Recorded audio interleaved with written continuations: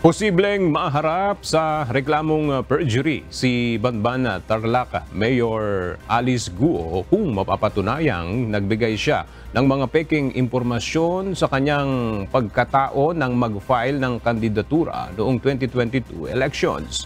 Ngunit ayon kay Commission on Elections Chairperson George Erwin Garcia, ministerial lang ang kanilang papel sa mga nagnanais kumandidato. Sa ilalim ng batas, ang kailangan lang isumite sa kanila ng sinumang nais tumakbo sa eleksyon ay Accomplished Certificate of Candidacy. Ipinapalagay rin umano nila na ang lahat ng impormasyong nakasaad dito ay tama. Wala rin anya silang karapatang tanggihan ang isinumiteng COC at maaari lamang silang gumawa ng aksyon kung may magsasampa ng disqualification o cancellation of candidacy case laban sa kandidato. Base sa verification, walang sino man na mula sa Bamban ang nag-file ng reklamo o pagtutol sa pagtakbo ni Guo.